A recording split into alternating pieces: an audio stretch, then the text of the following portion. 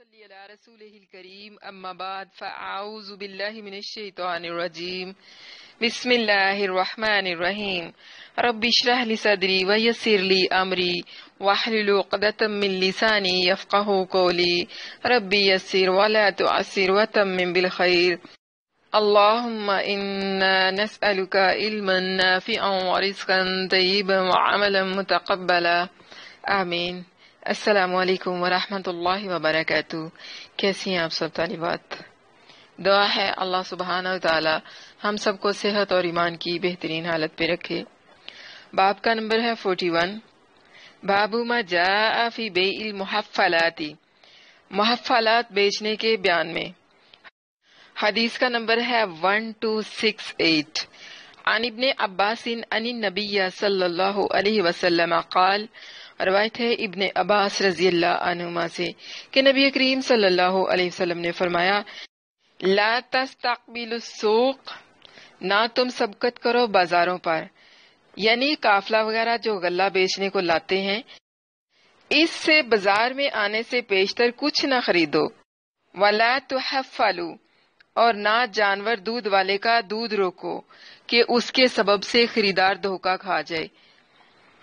وَلَا يُنَفَّقْ بَعْضُكُمْ لِبَعْضٍ، اور جھوٹے خریدار بن کر کسی کی چیز کو زیادہ داموں نہ بکوا دیں، جس کو ہم کہتے ہیں بولی لگانا۔ اکثر آپ نے غور کیا ہوگا کہ جب بازار میں کوئی چیز بیچی جائے تو اکثر لوگ وہاں پہ بولی کرواتے ہیں، کوئی کہتا ہے کہ میں اتنے پیسے دوں گا، کوئی کہتا ہے میں اتنے پیسے دوں گا۔ تو ایسے میں کچھ لوگ جو ہوتے ہیں نا، وہ سامان کے مالکوں سے مل جاتے ہیں، ان کا مقصد خریدنا نہیں ہوتا، ان کا مقصد صرف قیمت بڑھانا ہوتا ہے، تو اس لیے وہ بولی میں اضافہ کرتے جاتے ہیں۔ مثال کے طور پر اگر کوئی ایک چیز 100 روپے کی بیچ رہا ہے تو وہ دوسرا شخص بولے جو صرف قیمت بڑھانے کے لیے وہاں پہ کھڑا ہے کہ میں 200 میں دوں گا، تاکہ دوسرا جو خریدار ہے وہ اس سے زیادہ دام بڑھا دے، تو اس طرح کرنے سے منع کیا گیا ہے۔ یہ جو حدیث ہے یہ صحیح حدیث ہے۔ اس باب میں روایت ہے حضرت ابن مسعود اور حضرت ابو ہریرہ رضوان اللہ علیہم اجمعین سے، اور کہا ابو عیسیٰ رحمہ اللہ نے حدیث ابن عباس رضی اللہ عنہما کی حسن ہے، صحیح ہے، اور اسی پر عمل ہے علماء کا کہ حرام کہتے ہیں دودھ روکے ہوئے جانور، یعنی گائے یا بکری کے بیچنے کو، اور اسی کو مسرہ کہتے ہیں، اور اسی کو ہی محفلہ، یعنی کہ بعض جگہ پر اسے مسرہ اور بعض جگہ پر اسے محفلہ کہا گیا ہے۔ اسے بیچنے سے منع کیا گیا ہے کیونکہ یہ ایک مکر و فریب اور دھوکہ ہے۔ بابو ما جاء فی الیمین الفاجرۃ یقتطع بها مال المسلم، باب کا نمبر ہے 42۔ جھوٹی قسم کے ذریعے سے کسی مسلمان کا مال غصب کرنے کے بیان میں۔ عن عبداللہ ابن مسعود قال قال رسول اللہ صلی اللہ علیہ وسلم، روایت ہے حضرت عبداللہ بن مسعود رضی اللہ عنہ سے، کہا فرمایا رسول اللہ صلی اللہ علیہ وسلم نے، من حلف علی یمینی وہو فیہا فاجر، جس نے قسم کھائی کسی چیز پر اور وہ اس میں جھوٹا ہے، لے یقتطع بہا مال امرئ مسلم لقی اللہ وہو علیہ غضبان، لے یقتطع بہا مال امرئ مسلم، تاکہ وہ اس کے ذریعے سے کسی مسلمان کا مال ہڑپ کرے یا کسی کا مال مار لے، یعنی جس نے قسم کھائی کسی چیز پر اور وہ اس میں جھوٹا ہے، اس لیے کہ مارے اس قسم سے مال کسی مسلمان شخص کا، تو لاقی اللہ وہو علیہ غضبان، جب وہ اللہ سے ملے گا تو وہ اس حال میں ملے گا کہ اللہ اس پر غضبناک ہوگا، یعنی اللہ اس پہ غصے ہوگا۔ فقال الاشعث، پس کہا اشعث نے، فیا، میرے بارے میں، واللہ اللہ کی قسم، لقد کان ذالک، یہ جو بات تھی یا یہ جو آیت تھی یہ میرے مسئلے کے بارے میں اتری، کان بینی و بین رجل من الیہودی، اشعث نے کہا کہ یہ حدیث آپ صلی اللہ علیہ وسلم نے میرے مقدمہ میں فرمائی تھی کہ قسم ہے اللہ کی، میرے اور ایک یہودی کی شرکت میں ایک زمین تھی، بس وہ اس سے مکر گیا۔ فجاہدنی فقدمتہ الی النبی صلی اللہ علیہ وسلم، تو میں اس زمین کے جھگڑے کو یا اس معاملے کو اللہ کے نبی صلی اللہ علیہ وسلم کی طرف لے گیا یا ان کے پاس لے گیا. فقال علی رسول اللہ صلی اللہ علیہ وسلم، تو میرے لیے اللہ کے نبی صلی اللہ علیہ وسلم نے فرمایا یا پوچھا، علاقہ بینتن، کیا تیرے پاس کوئی پروف ہے یا کوئی ثبوت یا کوئی دلیل ہے؟ فقلت، پس میں نے کہا، لا، نہیں،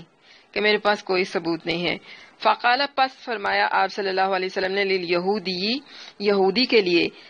احلف، کہ قسم اٹھا. فقلت، پس میں نے کہا، یا رسول اللہ، اللہ کے رسول صلی اللہ علیہ وسلم، اذن یحلف فیذهب بمالی، کہ یہ تو قسم کھا لے گا، یعنی قسم اٹھا لے گا اور میری زمین لے جائے گا، بمالی، میرا مال لے جائے گا. فانزل اللہ عز وجل، تو اللہ عز وجل نے اس آیت کو نازل کیا جو سورۃ آل عمران کی آیت نمبر 77 ہے. ان الذین یشترون بعہد اللہ وایمانہم ثمنا قلیلا، یعنی جو لوگ خرید کرتے ہیں اللہ کے قرار پر اپنی قسموں پر، ثمنا قلیلا، کم قیمت میں. یہ جو حدیث ہے یہ صحیح حدیث ہے. پوری آیت اس طرح سے ہے، ان الذین یشترون بعہد اللہ وایمانہم ثمنا قلیلا اولئک لا خلاق لهم فی الآخرۃ ولا یکلمہم اللہ ولا ینظر الیہم یوم القیامۃ ولہم عذاب علیم.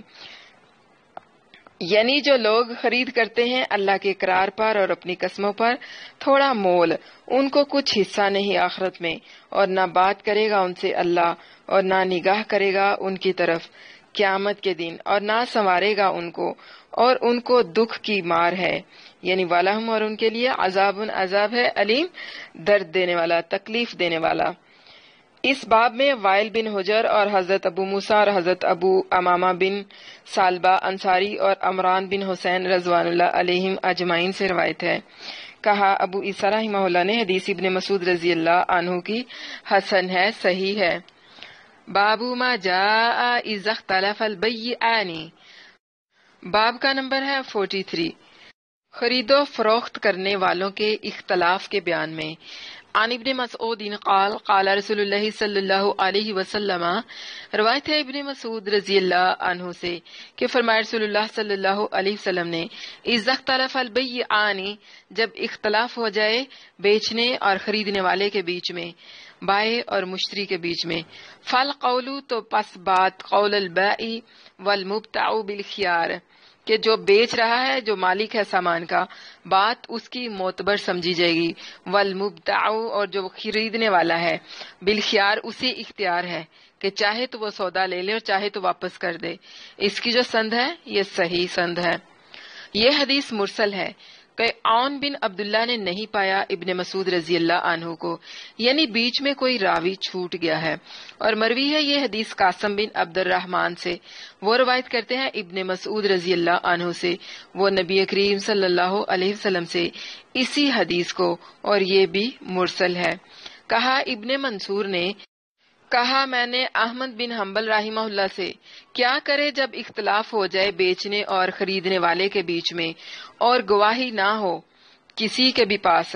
کہا احمد رحمہ اللہ نے، اعتبار اسی کا ہے جو چیز کا مالک ہے، یعنی جو چیز کا مالک کہے، یعنی بیچنے والے کا قول معتبر ہے. اگر مشتری اس پر راضی ہو تو چیز لے لے، نہیں تو واپس پھیر دے. اور اسحاق رحمہ اللہ نے بھی ایسا ہی کچھ کہا ہے کہ قول بیچنے والے کا معتبر ہے لیکن اس پر قسم ضرور ہے، یعنی جس نے کہا کہ بیچنے والے کا قول معتبر ہے تو وہ اسی صورت میں ہے کہ جب وہ قسم کھائے، اور اسی طرح مشتری بھی. اور مروی ہے ایسا ہی بعض تابعین سے، انہی میں ہے شریح، جب بیچنے والا اور خریدنے والا ان دونوں کے درمیان میں اختلاف ہو، یعنی قیمت میں یا شروط خیار میں یا ادائے قیمت کی مدت میں یا ان کے سوا اور کسی چیز، تو معتبر قول بیچنے والے کا ہے، یعنی قسم کے ساتھ. پھر اگر اس نے قسم کھائی تو مشتری کو اختیار ہے، یعنی پھر خریدنے والے کو اختیار ہے کہ چاہے اس کی قسم کے موافق اس کو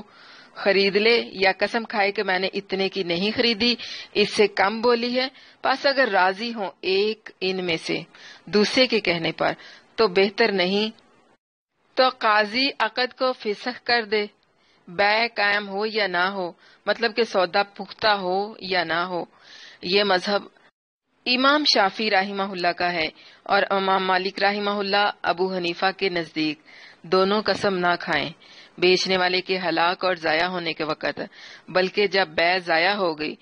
تو قول مشتری کا معتبر ہے قسم کے ساتھ، اور قول معتبر وہی ہے جو بیچنے والا کہے، یعنی جب مبیع قائم ہو تو بیچنے والے کو قسم دی جائے، جب بیچنے والا قسم کھا لے تو لینے والے کو اختیار ہوگا یا تو دونوں رد کریں بیع کو، اور اگر سودا قائم نہ ہو تو قول مشتری کا معتبر ہے قسم کے ساتھ، اور قسم نہ دی جائے بیچنے والے کو۔ یہ مذہب ابو حنیفہ اور مالک رحمہ اللہ علیہم کا ہے۔ ایسا ہی لکھا ہے شرح مشکات میں مظہر سے۔ باب کا نمبر ہے 44، بابو ما جاء فی بیع فضل الماء، ضرورت سے زیادہ پانی بیچنے کے بیان میں۔ روایت ہے ایاس بن عبد المزنی سے، قال کہا نہا نبی صلی اللہ علیہ وسلم، کہ منع کیا ہمیں اللہ کے نبی صلی اللہ علیہ وسلم نے عن بیع الماء، بچے ہوئے پانی کو بیچنے سے، یعنی اللہ کے نبی صلی اللہ علیہ وسلم نے نہا منع کیا جو پانی بچ جائے اس کو بیچنے سے۔ اس باب میں حضرت جابر رضی اللہ عنہ اور حضرت ابو ہریرہ رضی اللہ عنہ اور حضرت عائشہ رضی اللہ عنہا اور حضرت انس رضی اللہ عنہ اور حضرت عبداللہ بن عمر رضی اللہ عنہما اور بحیسہ رضی اللہ عنہ سے روایت ہے کہ وہ اپنے باپ سے روایت کرتے ہیں۔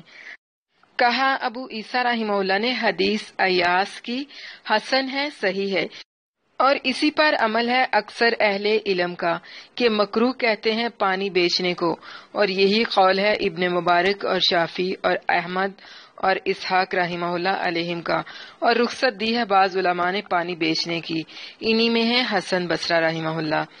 عن ابی ہریرہ عن النبی صلی اللہ علیہ وسلم قال، روایت ہے حضرت ابو ہریرہ رضی اللہ عنہ سے کہ نبی کریم صلی اللہ علیہ وسلم نے فرمایا، لا یمنع فضل الماء، نہ روکا جائے وہ پانی جو حاجت سے بچ جاتا ہے یا جو حاجت سے زیادہ ہو، لے یمنع بہ القلا، اس لیے کہ روکی جائے گی اس کے سبب سے گھاس۔ یہ حدیث صحیح ہے۔ کہا امام ترمذی رحمہ اللہ نے یہ حدیث حسن ہے، صحیح ہے۔ اس کی صورت یہ ہے کہ کسی کنویں کا پانی ہو ایسی زمین میں کہ اس کے ارد گرد گھاس ہو، تو اپنے کنویں پر جانور کو پانی پلانے سے نہ روکے، کہ جب ان کو پانی نہ پینے دے گا تو وہ اپنے جانوروں کو وہاں چرا نہیں سکیں گے، تو پانی روکنے سے گھاس کا روکنا لازم آیا ہے، اور یہ منع ہے۔ باب کا نمبر ہے 45، بابو ما جاء فی کراہیت عصب الفحل، اس بیان میں کہ نر کو مادہ پر چھوڑنے کی اجرت لینا منع ہے۔ عن ابن عمر قال نہى النبی صلی اللہ علیہ وسلم عن عصب الفحل، روایت ہے عبداللہ بن عمر رضی اللہ عنہما سے کہ منع کیا نبی کریم صلی اللہ علیہ وسلم نے نر کو مادہ پر چھوڑنے کی اجرت لینے میں۔ یہ جو حدیث ہے یہ صحیح حدیث ہے۔ اس باب میں حضرت ابو ہریرہ رضی اللہ عنہ اور حضرت انس رضی اللہ عنہ اور حضرت ابو سعید رضی اللہ عنہ سے روایت ہے۔ کہا ابو عیسیٰ رحمہ اللہ نے حدیث ابن عمر رضی اللہ عنہما کی حسن ہے، صحیح ہے، اور اسی پر عمل ہے بعض اہل علم کا، اور رخصت دی ہے ایک قوم نے کہ اگر کوئی اس شخص کو جو گائے اور بکری پر نر چھوڑتا ہے انعام کے طور پر تو وہ لینا درست ہے، یعنی اگر اپنی کوئی خوشی کے ساتھ انعام کے طور پر کچھ چیز دینا چاہے یا کوئی پیسہ دینا چاہے تو وہ لے سکتا ہے، قیمت لینا منع ہے۔ عن انس بن مالک ان رجلا من قلابس علی رسول اللہ صلی اللہ علیہ وسلم، روایت ہے حضرت انس بن مالک رضی اللہ عنہ سے کہ ایک آدمی بنی قلاب میں سے اللہ کے نبی صلی اللہ علیہ وسلم کے پاس آیا اور اس نے پوچھا یا اس نے سوال کیا اللہ کے رسول صلی اللہ علیہ وسلم سے عن عصب الفحل، مادہ پر نر کو چھوڑنے کی قیمت لینے کے بارے میں۔ فنہاہ، پس آپ صلی اللہ علیہ وسلم نے اسے منع کر دیا۔ فقال، پس عرض کیا انہوں نے یا رسول اللہ، اے اللہ کے رسول صلی اللہ علیہ وسلم، انا نطرق الفحل فنکرم، بے شک ہم مادہ پر نر کو چھوڑتے ہیں اور اس ذریعے سے ہمیں انعام دیا جاتا ہے۔ فرخص لہ فی القرامتی، تو آپ صلی اللہ علیہ وسلم نے انہیں رخصت دی۔ یہ جو حدیث ہے یہ صحیح حدیث ہے، یعنی حضرت انس بن مالک رضی اللہ عنہ روایت کرتے ہیں کہ ایک مرد نے بنی کلاب کے قبیلہ سے نبی کریم صلی اللہ علیہ وسلم سے پوچھا نر کو مادہ پر چھوڑنے کی مزدوری لینے سے،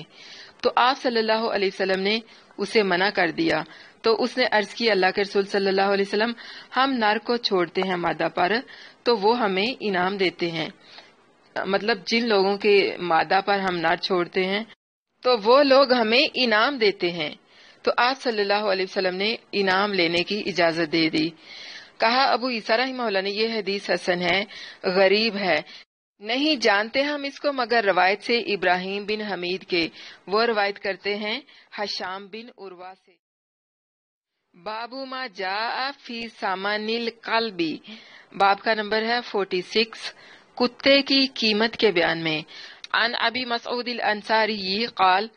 روایت ہے ابو مسعود انصاری رضی اللہ عنہ سے کہا، نہا رسول اللہ صلی اللہ علیہ وسلم عن ثمن القلب،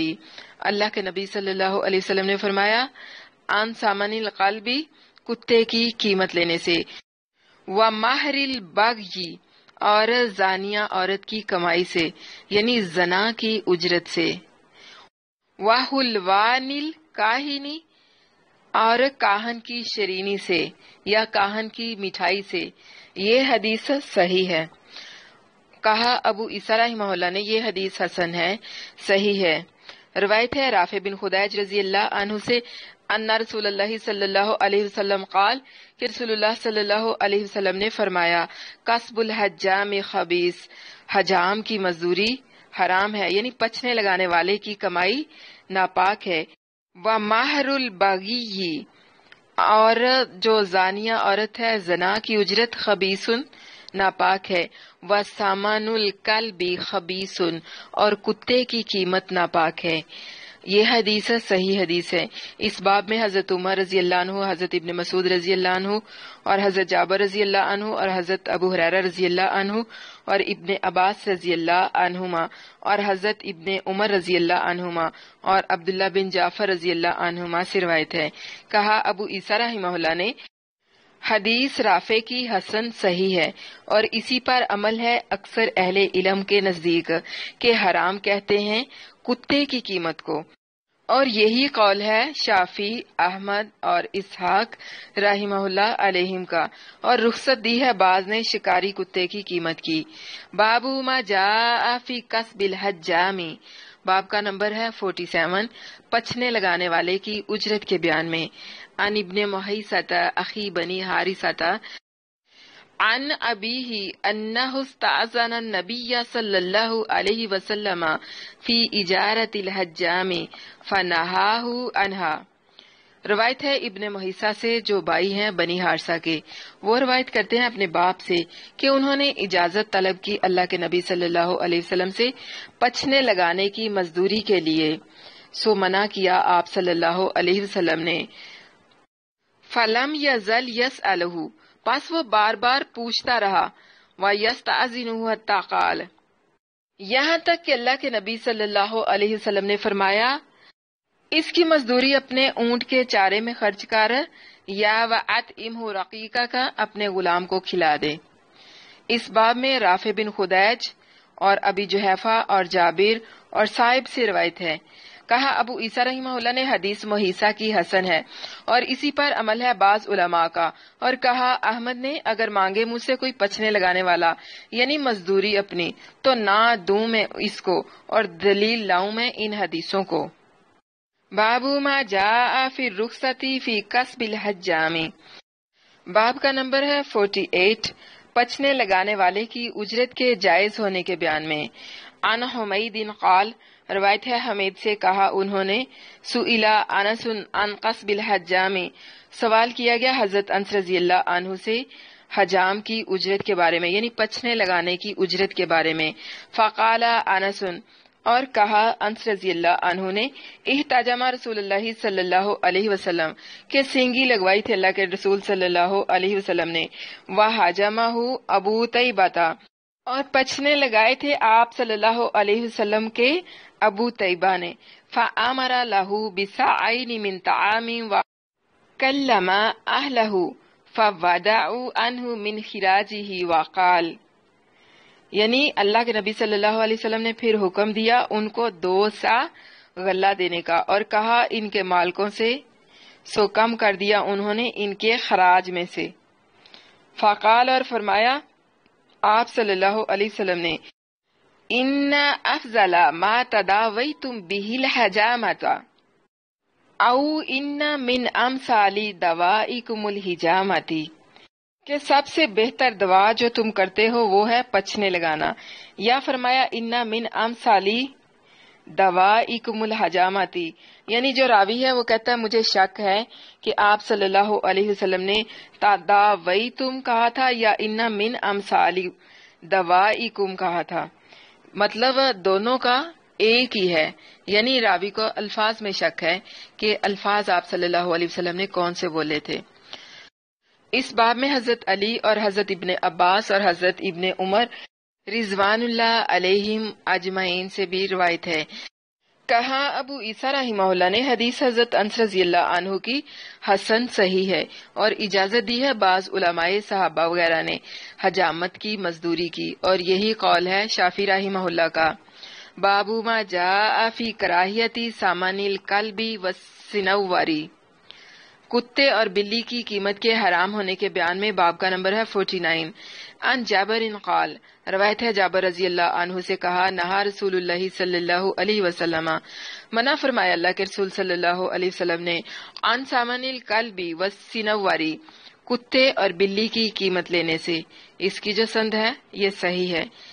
کہا ابو عیسیٰ رحمہ اللہ نے کہ اس کی سناد میں اضطراب ہے، اور مروی ہے یہ حدیث آمش سے باواسطہ بعض اصحاب ان کے، کہ حضرت جابر رضی اللہ عنہ سے، اور اضطراب کیا آمش کے اوپر اس حدیث کے روایت کرنے میں، اور مکروہ کہا ایک قوم نے علماء سے بلی کی قیمت کو، اور رخصت دی ہے بعض نے، اور یہی قول ہے احمد اور اسحاق رحمہ اللہ علیہم کا، اور روایت کی ابن فضیل نے آمش سے، انہوں نے ابو حازم سے، اور انہوں نے حضرت ابو ہریرہ رضی اللہ عنہ سے، اور انہوں نے نبی کریم صلی اللہ علیہ وسلم سے اس سند کے سوا اور سند سے بھی۔ عن جابر قال، روایت ہے جابر رضی اللہ عنہ سے کہا، نہا رسول اللہ صلی اللہ علیہ وسلم،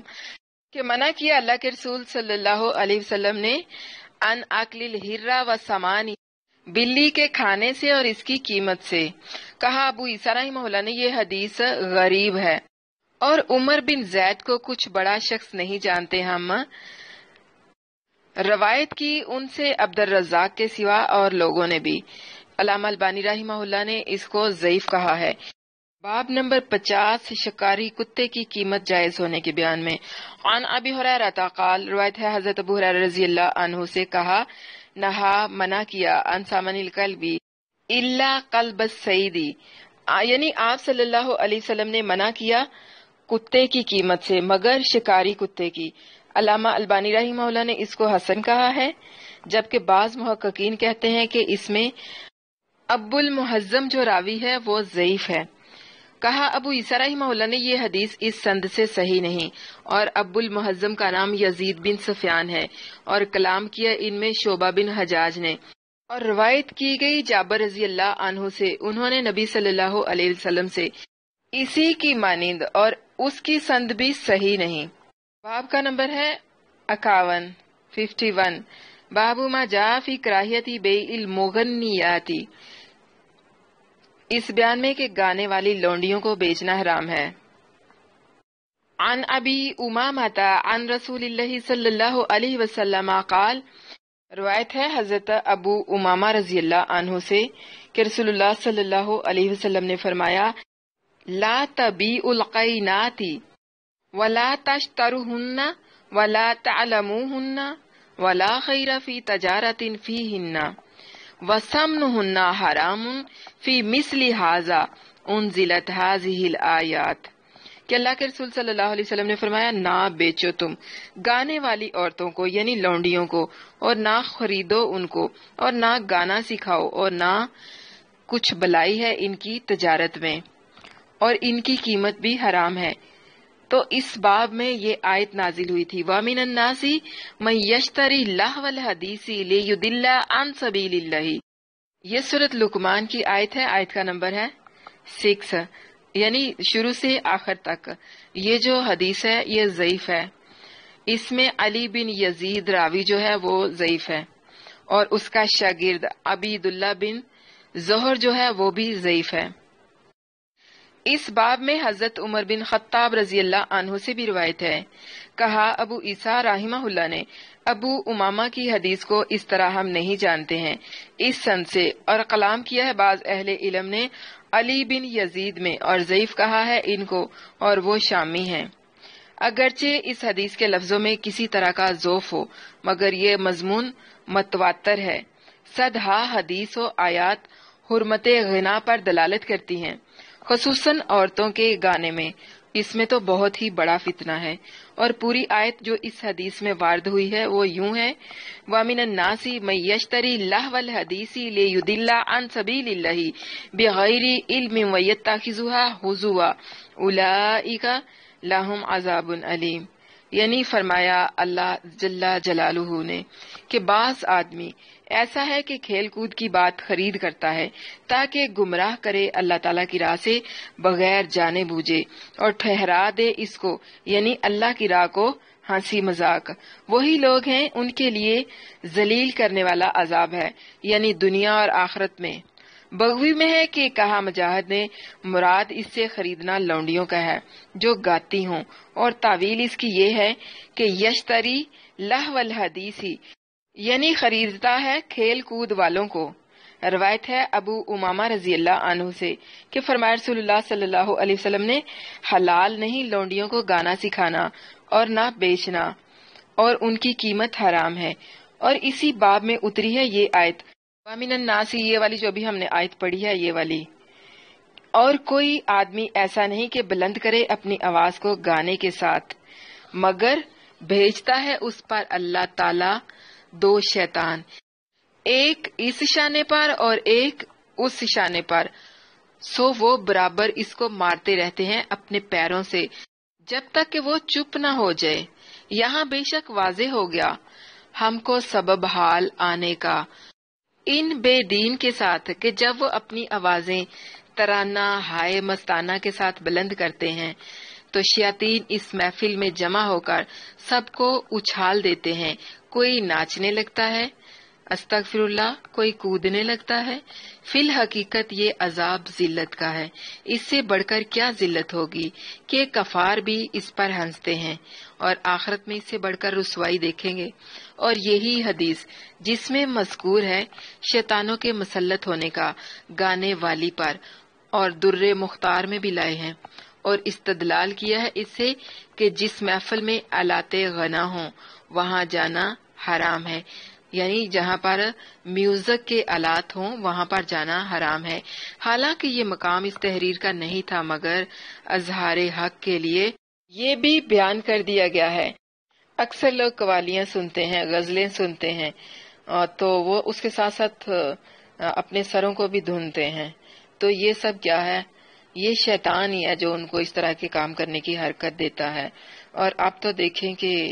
اللہ تعالیٰ ہدایت دے کہ ظالم لوگوں نے نعت اور حمد کو بھی نہیں بخشا، اس کے اندر بھی انہوں نے میوزک ایڈ کر دیا ہے، اور میوزک سننا حرام ہے۔ باب ما جاء فی کراہیت الفرق بین الاخوین او بین الوالدات وولدها فی البیع۔ باب کا نمبر ہے 52۔ اس بیان میں کہ دو بھائیوں کو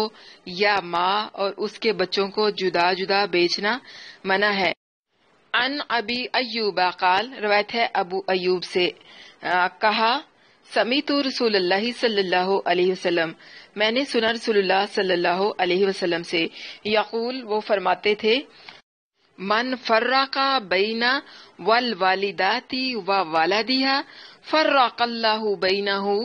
وبین احبتہ یوم القیامہ، یعنی جس نے جدا کر دیا ماں کو اس کے بچے سے، چاہے بچہ لڑکا ہے یا چاہے لڑکی ہے، اس سے جدا کر دیا تو اللہ تعالیٰ قیامت کے دن اس کو اس کے دوستوں سے، یعنی جن سے وہ محبت کرتا ہے، ان سے جدا کر دے گا۔ یہ جو حدیث ہے یہ حسن ہے۔ کہا ابو عیسیٰ رحمہ اللہ نے یہ حدیث حسن ہے، غریب ہے۔ عن علی قال، روایت ہے حضرت علی رضی اللہ عنہ سے کہا، وہب لی رسول اللہ صلی اللہ علیہ وسلم غلامین اخوین فبیت احدہما، کہ اللہ کے نبی صلی اللہ علیہ وسلم نے مجھے عطا کیے 2 غلام جو کہ بھائی تھے، پس بیچ ڈالا میں نے ان میں سے ایک کو۔ فقال لی رسول اللہ صلی اللہ علیہ وسلم، تو مجھے اللہ کے نبی صلی اللہ علیہ وسلم نے فرمایا، یا علی، اے علی، ما فعل غلامک،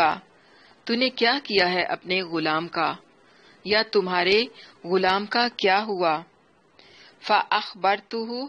پس میں نے آپ صلی اللہ علیہ وسلم کو خبر دی، یعنی کہ میں نے بتا دیا کہ ان میں سے میں نے ایک کو بیچ دیا ہے۔ فقال، پس آپ صلی اللہ علیہ وسلم نے فرمایا، ردہ ردہ، اس کو واپس پھیر لو، اس کو واپس پھیر لو۔ یہ جو حدیث ہے یہ ضعیف ہے، اس کی سند میں انقطاع ہے۔ میمون بن ابی شیب راوی نے کسی صحابی کو نہیں دیکھا۔ کہا ابو عیسیٰ رحمہ اللہ نے یہ حدیث حسن ہے، غریب ہے اور مکروہ کہا ہے بعض علماء نے صحابہ وغیرہ سے اس طرح غلاموں اور قیدیوں کو بیچنے کو کہ جدا جدا ہو جائیں، یعنی قرابت والے قرابت والوں سے، یعنی رشتہ دار رشتہ داروں سے، بھائی بھائی سے، ماں بچے سے، یا بیٹی ماں سے۔ اور رخصت دی ہے بعض نے ان لڑکوں کے جدا کرنے میں جو دارالسلام میں پیدا ہوئے، مگر جو پہلا قول ہے وہ زیادہ صحیح ہے، یعنی جدائی کسی طرح بھی درست نہیں۔ اور روایت ہے ابراہیم سے کہ انہوں نے جدا کیا والدہ کو بچے سے، تو لوگوں نے اعتراض کیا ان پر، کہا انہوں نے میں نے اس کی ماں سے اجازت لی اور وہ جدائی پر راضی ہو گئی تھی۔ دیکھیں کچھ بھی ہو، آپ صلی اللہ علیہ وسلم نے متعلق جدا کرنے سے منع فرمایا ہے۔ باہر طور جدا کرنا حدیث کی روح سے اچھا نہیں ہے، اور تعویلات کا دروازہ تو بہت بڑا ہے، اس لیے اس کو بند ہی رہنا چاہیے،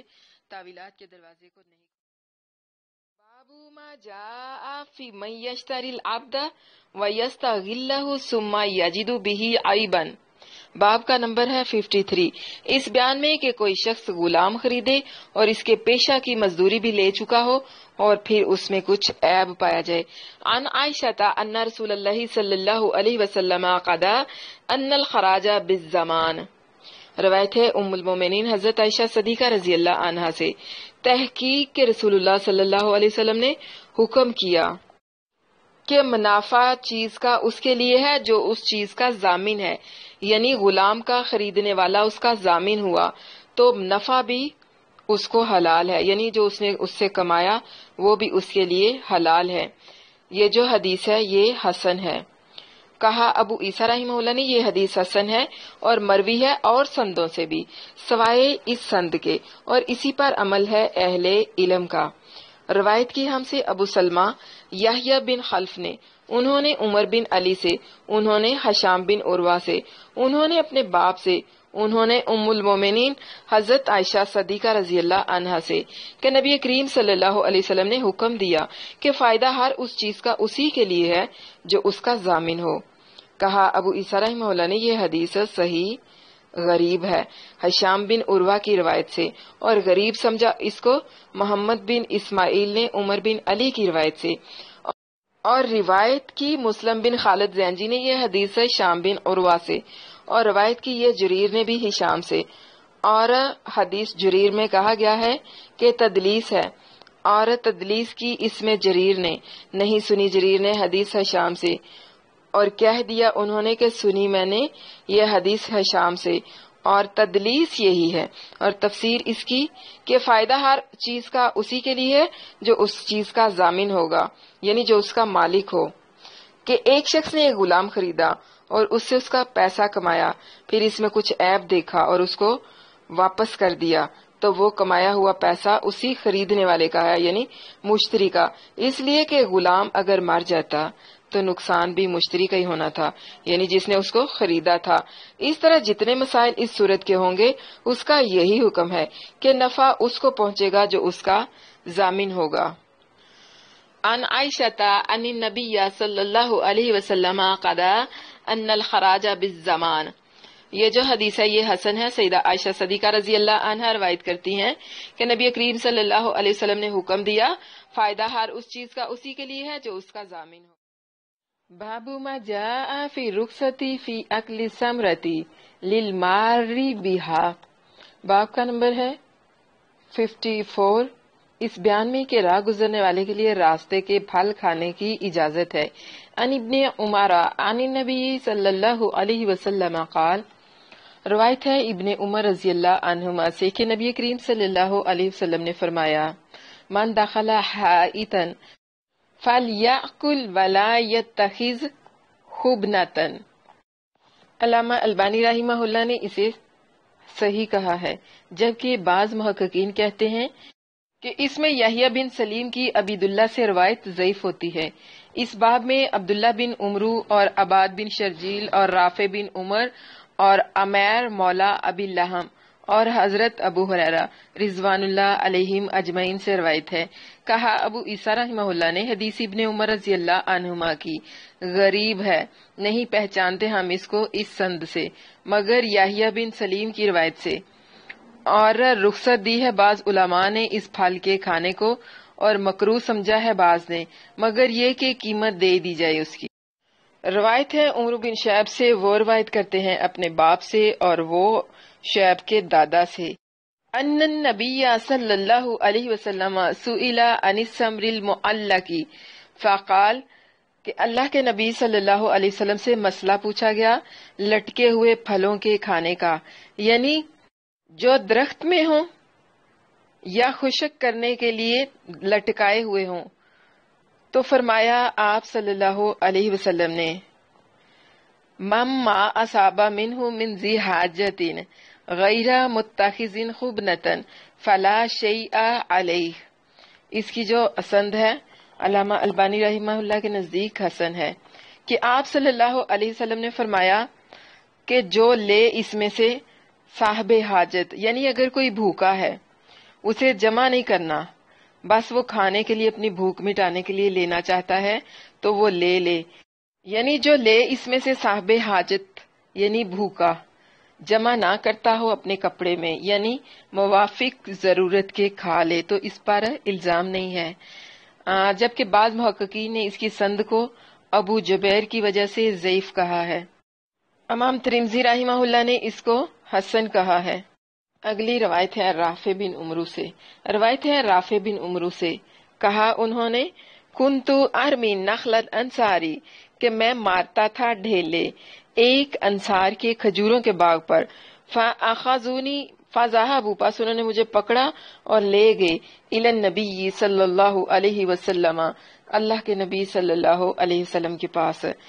فقال، پس فرمایا نبی کریم صلی اللہ علیہ وسلم نے، یا رافع، اے رافع، لما ترمی نخلہم، کیوں تم ان کے کھجوروں کے باغ پہ یا ان کی کھجوروں پر پتھر مارتے ہو یا ڈھیلے مارتے ہو؟ قال قلت، کہا میں نے یعنی رافع نے، یا رسول اللہ، اے اللہ کے رسول صلی اللہ علیہ وسلم، الجوع، بھوک کی وجہ سے۔ قال، فرمایا اللہ کے نبی صلی اللہ علیہ وسلم نے، لا ترمی، نہ پتھر مارو یا نہ ڈھیلے مارو، وَكُلْ، اور کھا لو وہ چیز یا وہ پھل ما واقع، جو گرا ہوا ہو، اشبعک اللہ وارواک، اللہ تجھے سیر کرے اور تجھے آسودہ حال کرے۔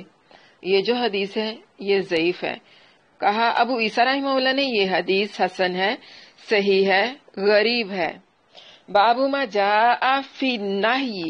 عن الثنیاء، خرید و فروخت میں استثناء کرنے کی ممانعت کے بیان میں، باب کا نمبر ہے 55۔ عن جابر ان رسول اللہ صلی اللہ علیہ وسلم، روایت ہے جابر رضی اللہ عنہ سے کہ اللہ کے رسول صلی اللہ علیہ وسلم نے نہا، منع فرمایا، عن المحاقلۃ والمزابنۃ والمخابرۃ والسنیہ، محاقلہ، مزابنہ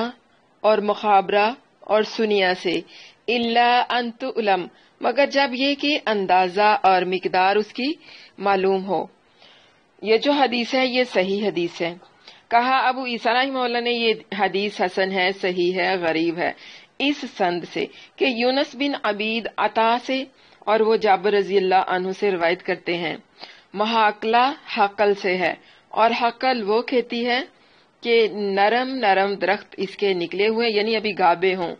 اور جڑیں ان کی سخت نہ ہوئی ہو۔ اور بعض نے کہا ہے کہ حقل وہ زمین ہے کہ جس میں کھیتی ہو اور اس کو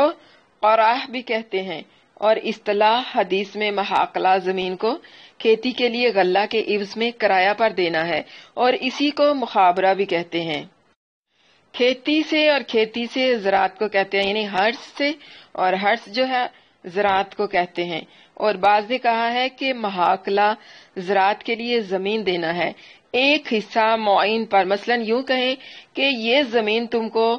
زراعت کے واسطے دی، اس شرط پر کہ جو اس میں پیدا ہو اس میں سے ثلث یا چوتھا حصہ مجھے دینا، اور اسی کو مخابرہ بھی کہتے ہیں۔ اور سبب نہیں کا اس میں یہ ہے کہ اس صورت میں اجرت معین نہیں ہے،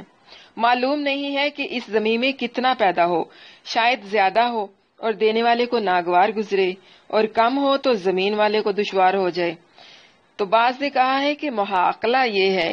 کہ جو غلہ پھلوں اور بالیوں سے جدا نہ ہوا ہو اس کو اسی جنس کے عوض میں جو بالیوں سے جدا ہے فروخت کرنا منع ہے، اس لیے کہ اس کا بیچنا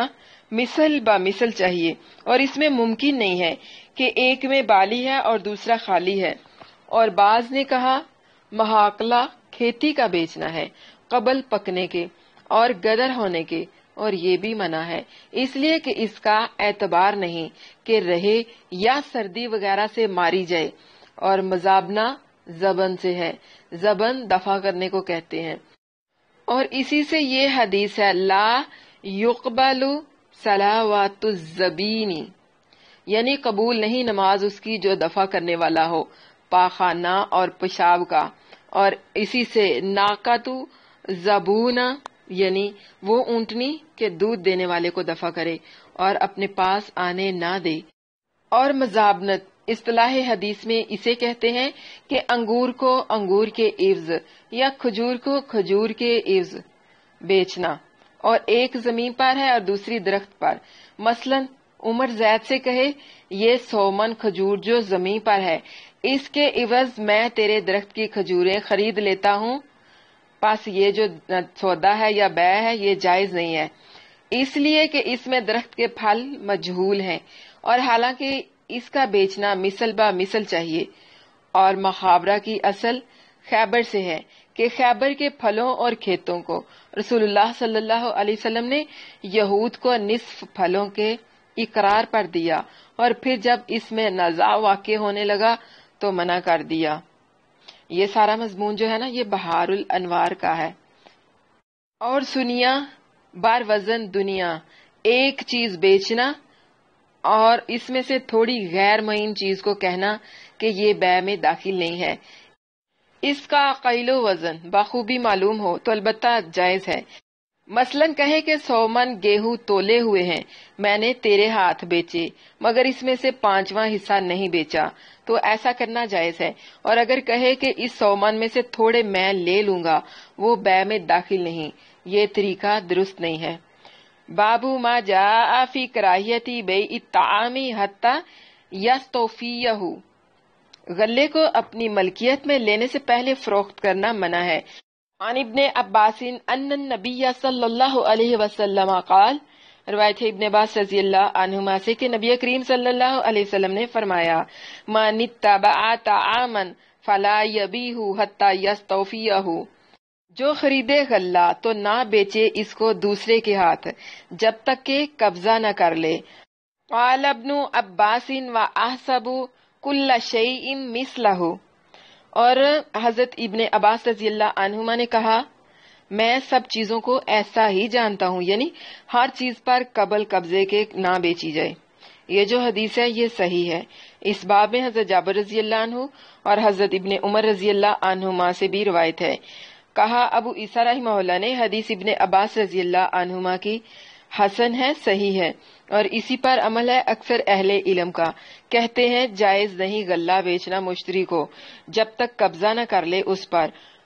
اور بعض نے کہا جائز ہے بیچنا اس چیز کا جو قیلی اور وزنی نہیں اور کھانے پینے میں خرچ نہیں ہوتا کہ قبل قبضہ کے بیچے، اور اس باب میں نہیں سخت فقط علماء کے نزدیک غلہ میں ہے، اور یہی قول ہے احمد اور اسحاق رحمہ اللہ علیہم کا۔ باب ما جاء فی النہی عن البیع علی بیع اخی، باب کا نمبر ہے 57، اپنے مسلمان بھائی کے سودے پر سودا کرنے کی ممانت کے بیان میں۔ عن ابن عمر عن النبی صلی اللہ علیہ وسلم قال، روایت ہے ابن عمر رضی اللہ عنہما سے کہ نبی کریم صلی اللہ علیہ وسلم نے فرمایا، لا یبیع بعضکم علی بیع بعض، نہ بیع کرے کوئی تم میں سے دوسرے کی بیع پر، یعنی جب سودا ڈن ہو چکے تو اب دوسرا شخص اپنی چیز اس سے کم قیمت پر بیچ کر پہلے بیچنے والے کی چیز جو ہے وہ واپس نہ کروائے، اور ایسا ہی حکم نکاح کے بارے میں بھی ہے۔ وَلَا يَخْطُبُ بَعْضُكُمْ عَلَى خِطْبَةِ بَعْضٍ، اور نہ پیغام نکاح دے کوئی تم میں سے اس عورت کو جسے کوئی پیغام دے گیا ہو اور وہ راضی ہو گئی ہو۔ یہ جو حدیث ہے یہ صحیح ہے۔ اس باب میں حضرت ابو ہریرہ اور حضرت سامرہ رضی اللہ عنہما سے روایت ہے۔ کہا ابو عیسیٰ رحمہ اللہ نے حدیث ابن عمر رضی اللہ عنہما کی حسن ہے، صحیح ہے، اور مروی ہے نبی کریم صلی اللہ علیہ وسلم سے کہ فرمایا آپ صلی اللہ علیہ وسلم نے قیمت نہ لگائے کوئی شخص بھائی کی قیمت پر، یعنی جب ایک نے کچھ قیمت کہی اور بیچنے والا راضی ہے اور قریب ہے کہ سودا ان کا طے ہو جائے، اس پر کوئی دوسرا آ کر قیمت نہ بڑھائے۔ مطلب یہ کہ دو لوگ کسی چیز پر سودا کر رہے ہیں اور وہ قریب ہے کہ مطلب راضی ہو گئے ہیں اپنے سودے کو پختہ کرنے میں، تو کوئی دوسرا آگے اس کی قیمت بڑھا دے۔ جس طرح مثال کے طور پر رضوانہ کوئی چیز خرید رہی ہے، اس چیز کی قیمت ہے 200 روپے، اور بیچنے والا جو ہے وہ اس سودے پر راضی ہو گیا ہے۔ ایسے میں گلشن آ کر بولے کہ میں آپ کو 250 روپیہ یا 300 روپیہ دیتی ہوں، یہ چیز جو ہے یہ مجھے دے دیں، تو ایسا کرنا منع ہے۔ اور بعض نے حدیث باب میں یہی کہا ہے کہ مراد بی سے قیمت لگانا ہے۔ باب ما جاء فی بیع الخمر والنہی عن ذلک، شراب بیچنے کی ممانت کے بیان میں، حدیث کا نمبر ہے 1293، باب کا نمبر ہے 58۔ عن ابی طلحہ انہ قال یا نبی اللہ، روایت ہے حضرت ابو طلحہ رضی اللہ عنہ سے، کہا انہوں نے اے اللہ کے نبی صلی اللہ علیہ وسلم، انی اشتریت خمرا لیلیتاما فی ہجری، قال، اے اللہ کے نبی صلی اللہ علیہ وسلم میں نے خریدی تھی شراب ان یتیموں کے لیے جو میری گود میں ہیں، یعنی قبل حرمت کے، یعنی جب شراب کے حرام ہونے کی آیات نازل نہیں تھی ہوئی اس سے پہلے میں نے خریدی تھی۔ آپ صلی اللہ علیہ وسلم نے فرمایا، احرق الخمر واکسر الدینانی، کہ بہا دے شراب کو اور توڑ دے اس کے مٹکے کو۔ اہل دکن اسے گولی کہتے ہیں اور فارسی میں اسے خم کہتے ہیں اور اسے مٹہور بھی کہتے ہیں۔ یہ جو حدیث ہے یہ حسن ہے۔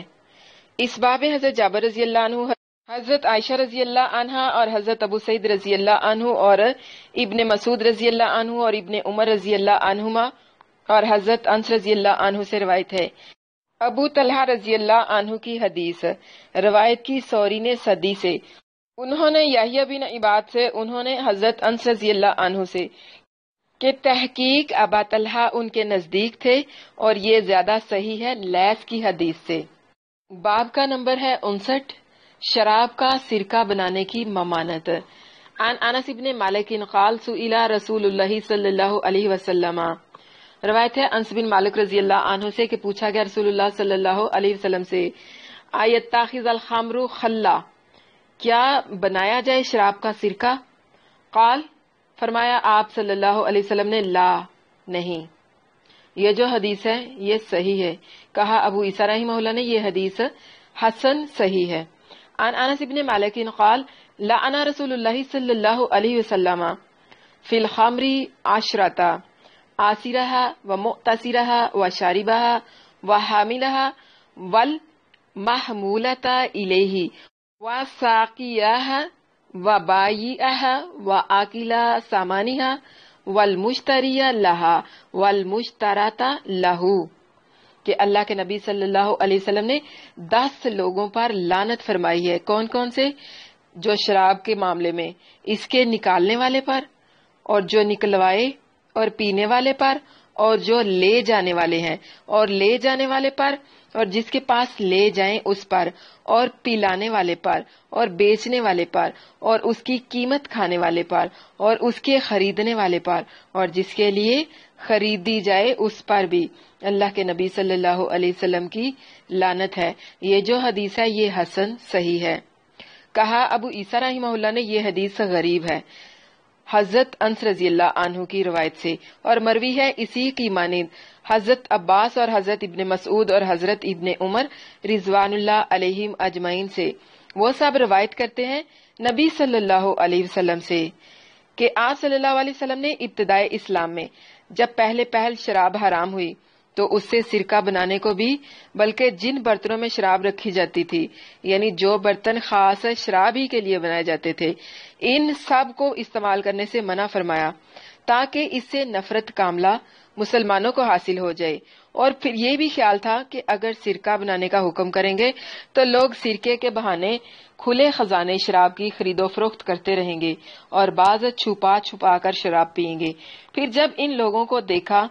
کہ شراب سے متعلق بیزار ہو گئے ہیں تو اس وقت سرکہ بنانے کی اجازت دی تو وہ نہیں تنزیہی تھی یا تحریمی. بہرحال اجازت کی حدیثیں ناسخ ہوگی نہیں کی حدیثوں کی، اور اجازت کی روایتوں سے بھی یہ روایت ہے کہ آپ صلی اللہ علیہ وسلم نے فرمایا نیم الادام الخلو، یعنی سب سے عمدہ سالن سرکہ ہے. روایت کیا اس کو مسلم نے، اور فرمایا خیرو خلکم خلو خامریکم، یعنی تمہارے سب سرکوں میں سے بہتر شراب کا سرکہ ہے. روایت کیا اس کو بہقی نے جابر رضی اللہ عنہ سے مرفوعاً. اور شراب کا سرکہ بنانا امام شافعی اور احمد اور امری کے نزدیک درست نہیں، اور اگر بنائیں تو پاک نہیں ہوتا. اور امام مالک رحمہ اللہ سے بھی صحیح یہی روایت ہے، اور ایک روایت میں امام مالک سے جائز ہے، اور یہی مذہب ہے اوزاعی اور لیث اور ابو حنیفہ رحمہ اللہ کا. مگر جبکہ خود بخود بنا کسی چیز کے ملائے وہ سرکہ ہو جائے تو سب کے نزدیک پاک ہے، مگر مالکی کے نزدیک کہ وہ کہتے ہیں پاک نہیں ہوتا. اور یہی مضمون ہے امام نووی رحمہ اللہ علیہم کا. باب ما جاء فی اختلاف المواشی بغیر اذن الارباب، جانوروں کا ان کے مالکوں کی اجازت کے بغیر دودھ دوہنے کے بیان میں. باب کا نمبر ہے 70. عن سامورۃ بن جندب ان النبی صلی اللہ علیہ وسلم قال، روایت ہے سامورہ بن جندب رضی اللہ عنہ سے کہ نبی کریم صلی اللہ علیہ وسلم نے فرمایا اذا اتا احدکم علی ماشیتی فان کان فیہا صاحبها فلیستأذنہ فان اذن له فلیحتلب ولیشرب وان لم یکن فیہا احد فلیصوت ثلاثا فان اجابہ احد فلیستأذن فَإِن لَّمْ يُجِبْهُ أَحَدٌ فَلْيَحْتَلِبْ وَلْيَشْرَبْ وَلَا يَحْمِلْ. اس کی جو سند ہے علامہ البانی رحمہ اللہ کے نزدیک صحیح ہے، جبکہ بعض محققین نے اس کو قتادہ مدلس کے ان کی وجہ سے ضعیف کہا ہے. روایت ہے سامرہ بن جندب رضی اللہ عنہ سے کہ نبی کریم صلی اللہ علیہ وسلم نے فرمایا جبکہ آئے کوئی تم میں جانوروں یعنی بکری گایوں میں، پس اگر ہو اس میں مالک ان کا تو اس سے اجازت چاہے، پھر اگر اسے اجازت دے دے تو دودھ دھو لے اور پی لے، اور اگر کوئی نہ ہو تو اس میں تو 3 آوازیں دے، پس اگر کوئی جواب دے تو اس کو اس سے اجازت چاہیے، اور اگر کوئی جواب نہ دے تو شوق سے دھو لے اور پیے، مگر ساتھ اٹھا کر نہ لے جائے. یعنی پیاس اور بھوک سے زیادہ استعمال کرنا جائز نہیں ہے. اس باب میں ابن عمر اور ابی سعید سے بھی روایت ہے. کہا ابو عیسیٰ رحمہ اللہ نے حدیث سامورہ رضی اللہ عنہ کی حسن ہے، غریب ہے اور صحیح ہے، اور اسی پر عمل ہے بعض علماء کا، اور یہی کہتے ہیں احمد اور اسحاق اور علی بن مدینی نے. کہا سننا حسن کا سمرہ سے یعنی صحیح ثابت ہے، اور کلام کیا ہے بعض اہل حدیث نے حسن کی روایت میں جو سامورہ سے مروی ہو، اور کہا ہے کہ روایت کرتے تھے سامورہ کے صحیفہ یعنی کتاب سے. کہ مسافر راستہ چلنے والے کو اس قدر تصرف جیسے دودھ پی لینا یا راستے کے پھلوں کا کھا لینا جائز ہے، اور جس اللہ نے باغ بکریاں وغیرہ عنایت فرمائی ہو اس کو بھی برائے شکرانہ ایسے تصرفات سے روکنا خلاف حدیث ہے کہ اللہ تعالیٰ اس نیک نیتی سے اس کو برکت عنایت کرے گا۔ آج کے لیے اتنا کافی ہے۔ سبحان ربک رب العزت عما یصفون والسلام علی المرسلین والحمد للہ رب العالمین، آمین ثم آمین یا رب العالمین۔ اب آپ لوگوں میں سے اگر کسی نے کوئی سوال پوچھنا ہے تو پوچھ لیں، ویسے تو آپ کو ساتھ ساتھ بتا بھی دیا گیا ہے۔